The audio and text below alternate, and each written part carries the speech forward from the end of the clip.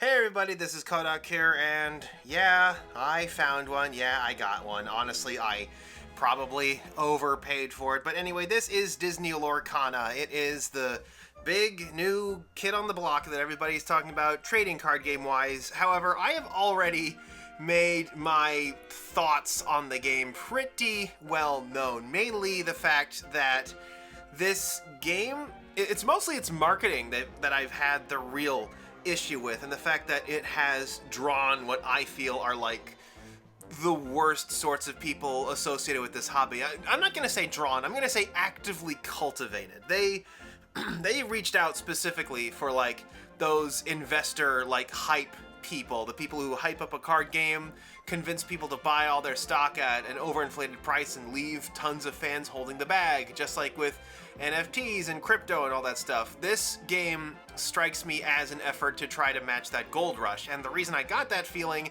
is because a year ago, a full year before this game's release, they put out an extremely limited and very pricey set of promotional cards. And though that was a product that was, just catnip to these sorts of hype speculators, and you can see it in the prices paid, the prices being charged for these things, and they're being charged like double, triple price in some places, and a lot of game stores are selling them for that price because if they don't, the scalpers who come and buy all that stuff will. And honestly, like I said, I probably overpaid for this. I'm not entirely sure what the SRP is. I've heard that for boosters it's $6 and for starters it's $15, but I paid twice that for this. I paid $30, although I guess I could say I only paid $18 for it because the box includes a darn, $12 booster pack. That's $1 per card in there, and I've already managed to find cards from those booster packs in the penny range. That's what I have here. These are penny cards. So, yeah, my big concern with Lorcana is that there are going to be a lot of people holding the bag, a lot of people getting overcharged, and from what I can tell, not a lot of people are actually playing the game. People are buying the cards and sitting on them. My other local store, a different local store that I went to, I was in the area, so I went to see if they had anything. They had sold out of the cards, but they had not sold a single set of sleeves. They had not sold a single playmat. They had not sold a single storage binder. People were buying the cards. Nobody was buying the actual kit to play the game with. If this whole thing was supposed to be, a game for people to get excited about, to like open and collect and play, that's not been reflected in what I am seeing sold in stores, and that's my big concern. I am a bit of a TCG purist. I believe in the trading card game model. I believe in how, there is some inherent scarcity to the cards, but that creates collaboration, that creates marketplaces, that creates communities for people to interact. And treating it like a stock, treating it like something that's going to go to the moon, like postage stamps, like collectible coins, like comic books, like tulips, is going to cause nothing but heartbreak. That said, the concept of Lorcana is that it is a Disney-themed game where it's the Disney characters, but they're kind of different. They're kind of off. You can kind of see in Hercules here how he's wearing Scar's pelt on his head, unlike how he appears in the actual movie. It's Disney characters, but wrong. Kind of like with, Disney Mirrorverse. You guys know Disney Mirrorverse, right? That thing that came out a year ago and had like a bunch of toys and nobody cared. I found these toys at a used bookstore. Yeah, Lorcana is that again. So I'm not entirely, sure about either. So what are the rules of Lorcana? So the rules of Lorcana is what you're supposed to do is these characters have these little diamonds on here, these character cards. They have these little diamond symbols on them, and this is their lore value. So what happens is you can send out your character to gather lore. They gain as many lore points as you have on there. First character to 20 lore wins. What's that, boy? 0 counterplay? There's absolutely nothing a player can do when you send out a character to accumulate lore at all? Not a single mechanic or card? Well, that sounds like a pretty serious issue.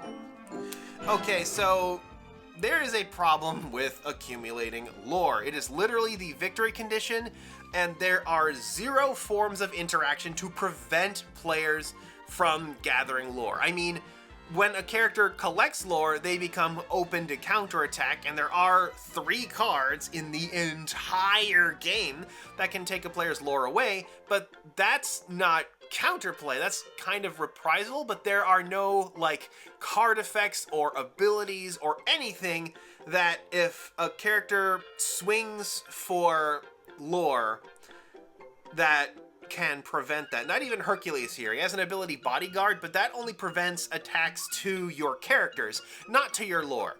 It's like the taunt ability in Hearthstone, but if it did not prevent the opponent from attacking you directly. But that is entirely why I put a character with taunt into play in the first place. Yes, Maleficent the gigantic dragon will just allow Lilo to toddle past her to slap you twice in the face! Some people might say, oh, it's set 1, but this feels like something that was pretty severely overlooked. If a player gets ahead, there is no way of stopping them because they get those characters out and they get them collecting lore. It's over.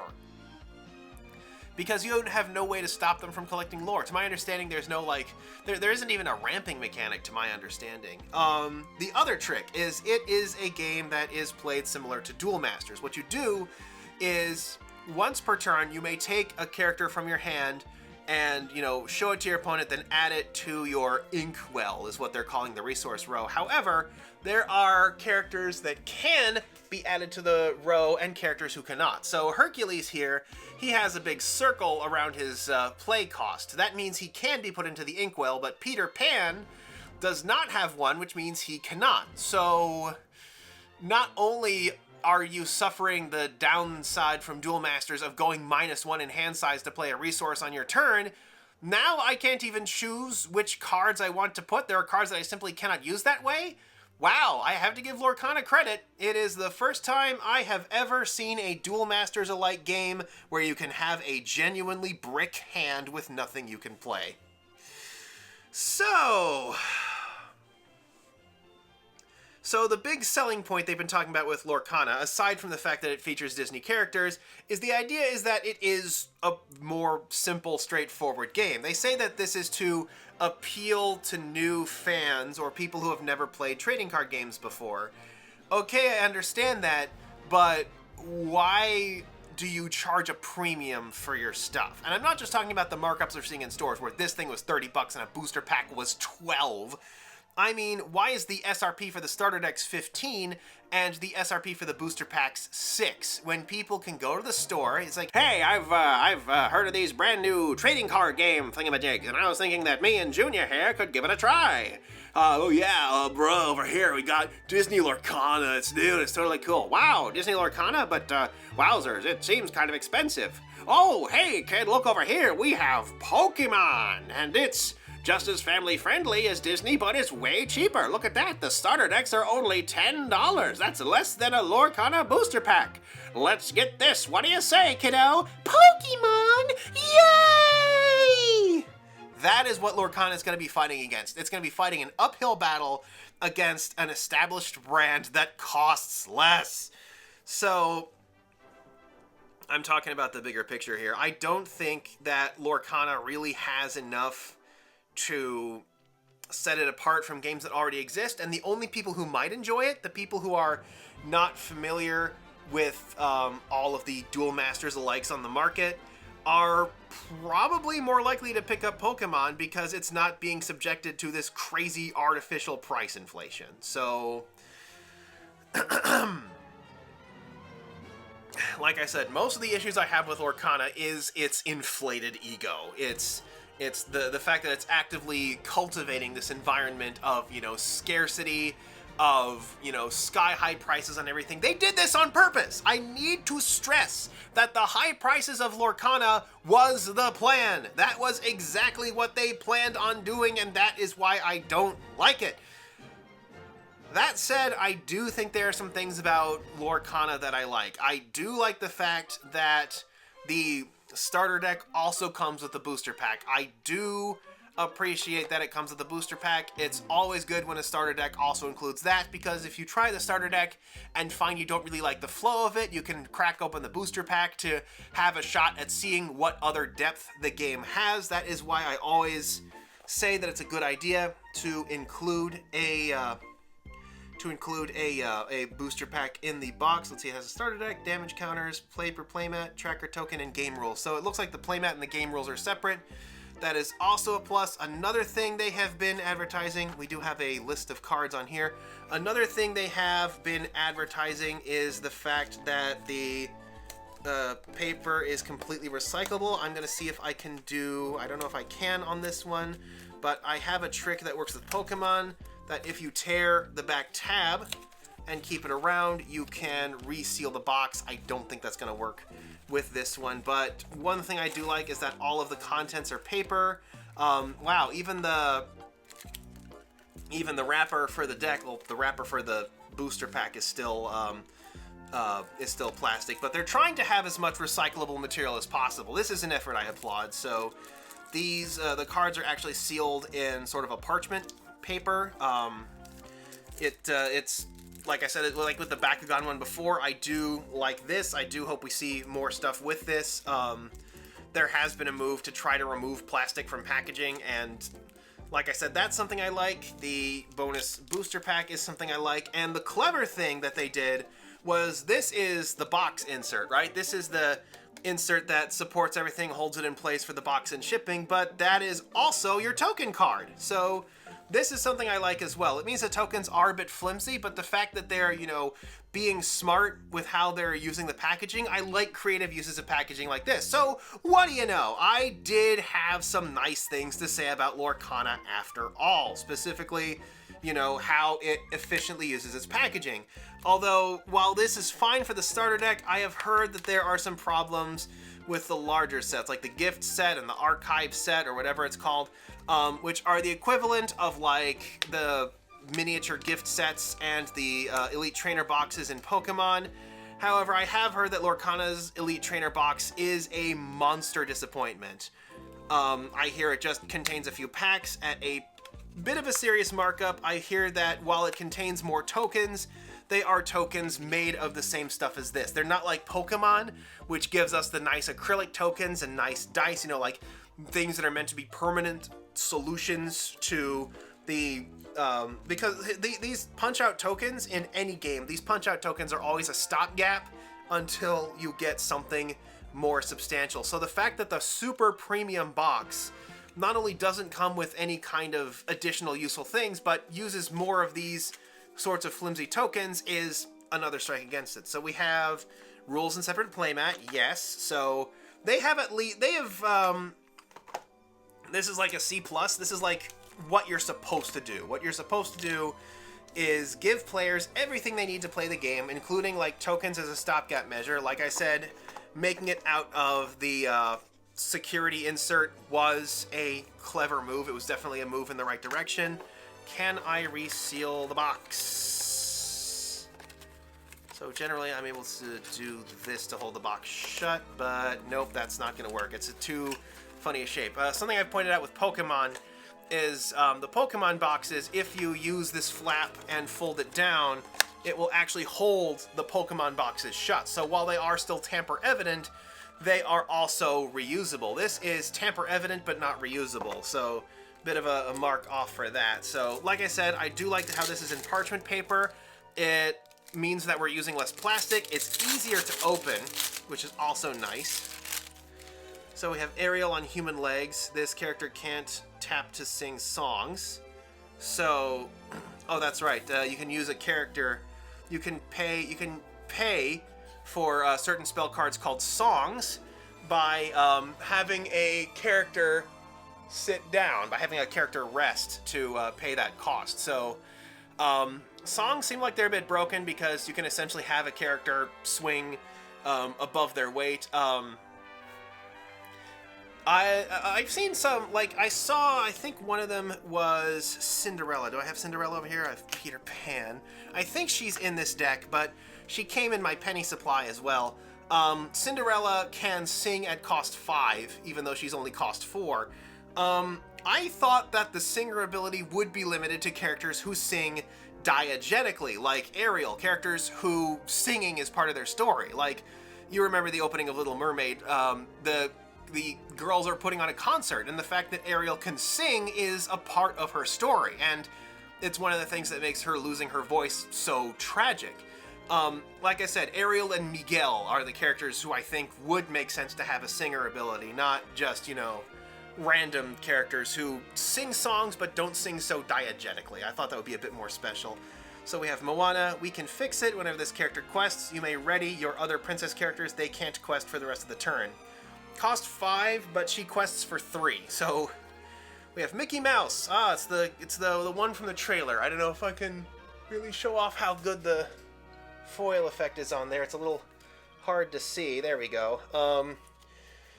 Animate Broom. You play one less to play Broom characters. Whenever one of your Broom characters is banished in a challenge, you may return that card to your hand. There's Cinderella again.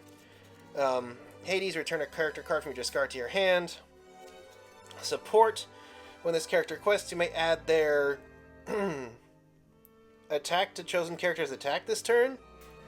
But questing is how you accumulate lore. Oh, I see. So you quest with him to get the lore, and then he can add power to things. Chosen character gets -2 attack, and then we have standard Mickey Mouse. There are Mickey Mouse in multiple colors, but you're only allowed to pick 2 colors for deck building. I forgot to mention this. The hard limit is you're only allowed 2 colors for deck building. So, sorry kids, you can't build a rainbow Mickey Mouse deck that also includes like the red Pied Piper and all that, so too bad. And Mickey Mouse is a generic vanilla. We have Minnie Mouse, who is also a generic vanilla. She is, her lore is lower, but it's the Minnie Mouse beloved princess. Is this supposed to be the Kingdom Hearts Minnie? Then we have Standard Stitch, new dog. 1 cost for a 2/2 with only 1. Apparently Lilo is a 1 cost 1/1 for 2 lore, so Lilo is sort of one of the powerhouse characters. Okay, so here's Be Our Guest. You may reveal a character card and put it into your hand, so it's like a Great Ball, kind of, a weaker Great Ball. Control your temper. Chosen character gets -2 attack. Is it a fast? It says it's an action. Are you allowed to play actions on your opponent's turn? Because if not, then this is kind of a very bad card. And then we have a Sing, which removes up to 3 damage from each of your characters. Return a character from your discard to your hand. A Dingle Hopper. Remove 1 damage from chosen character. So this is an item, so it's like an enchantment that you can use. It's an artifact more. Dr. Facilier. Now, Dr. Facilier is the kind of character who I would think would be interesting in this kind of game. He strikes me as the kind of character where you, where he would have abilities that give lore to opponents in order to do really potent effects to sort of resemble his clock ticking down. Is banished in a challenge, you may return that card to your hand. Yeah, that's not as good. Challenger +2. When challenging, this character gets 2 attack. For a character who gets 0, despite being cost 2, this is a pretty pathetic card.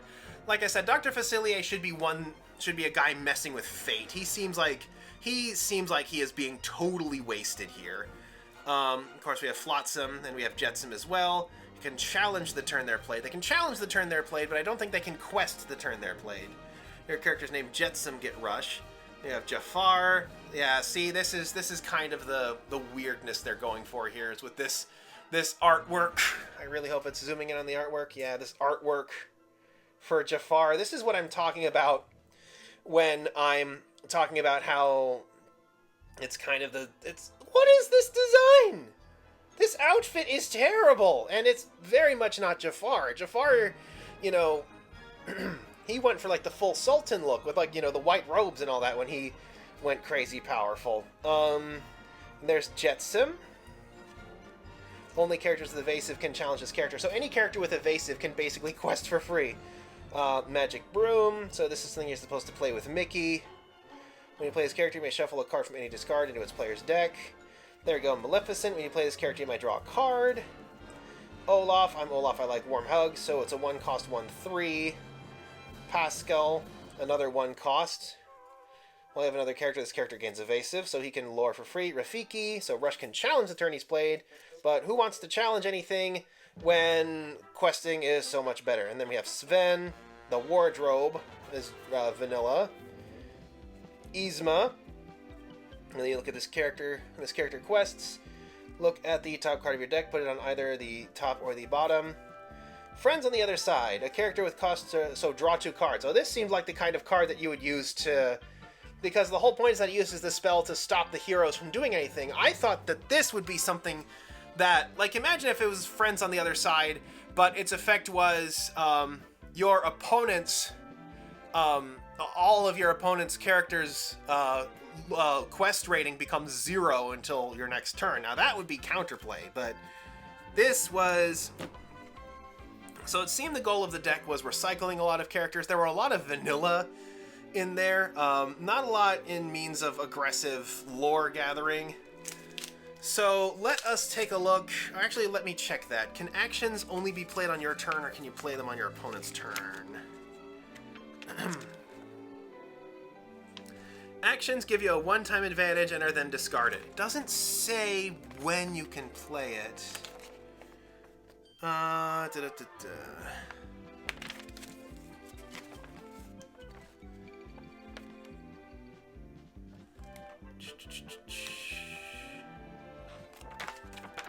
Playing a card. Playing a card just means taking it from your hand and putting it face up on the table. When you play an action card, always put cards in your discard pile face up so everyone can see them. So...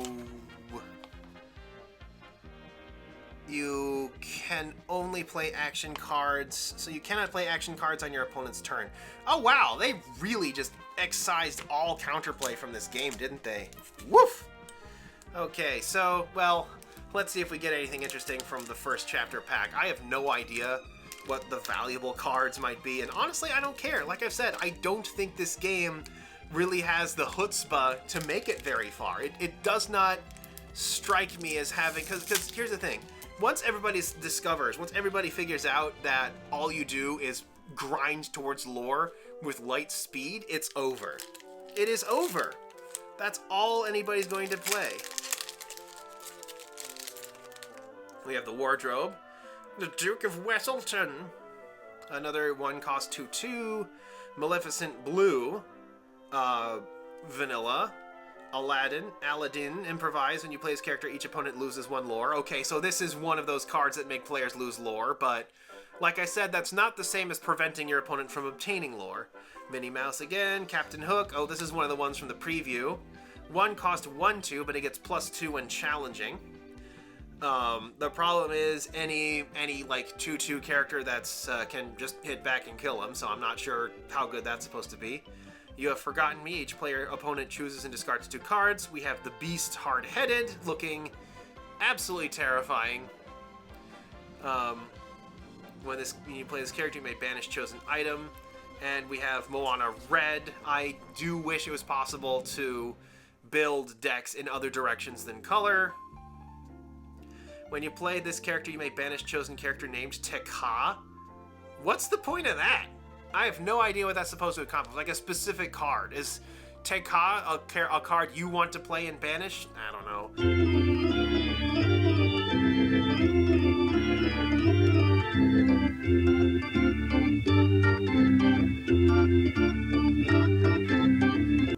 Lady Tremaine, is this our rare? Do it again. When you play this character, you may return an active card from your discard to your hand. A 6 cost that you can't even ink. Oh, I guess this is an uncommon. I guess, or let me see. We have... what are these rarities? We have Storybook, we have Circle, we have Triangle, we have Maleficent. She has no invitation and needed no introduction. So another generic card at 3 lore, and a foil Dinglehopper. Oh, isn't that exciting? And a sketch card for Mickey Mouse. Not even a usable token or anything. Oh, wow, what an exciting pack. I mean, this is weird, right? This is weird that they have in the very first pack a card that specifically targets one card of a specific name. Because that's the thing, if Tekka is like a powerhouse that you want your opponent to get, that you don't want your opponent to have, then the fact that this can only be played in red deck is a negative. If the idea is that if Tekka gets banished, you gain some kind of reward, then, you know, that might make sense, but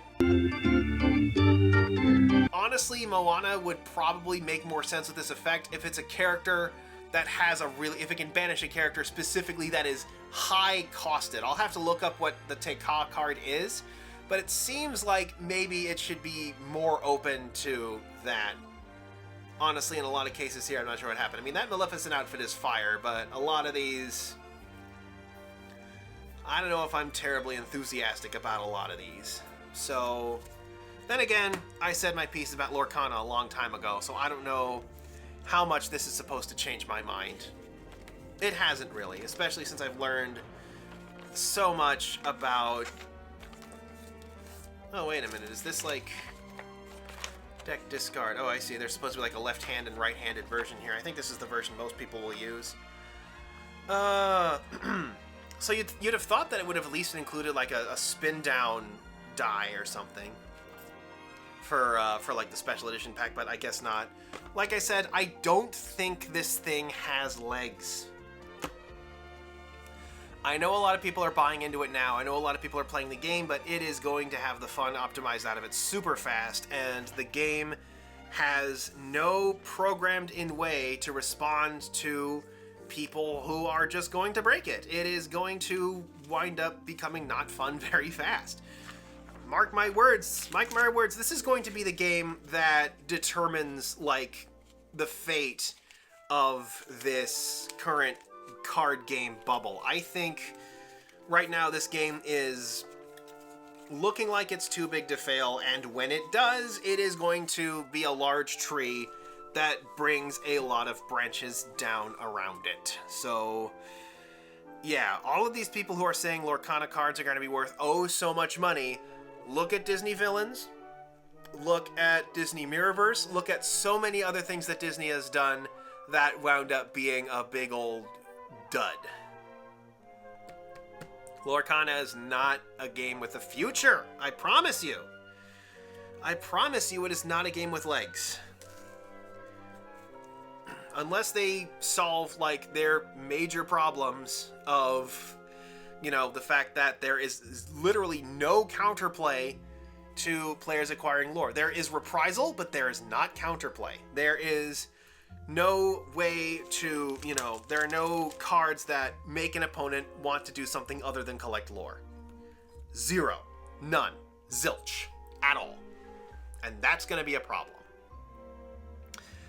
So yeah, that is another look at our Lorcana. I guess at least I get to write it off on my taxes after paying so much for it. But yeah, until next time, this is Kodak signing off.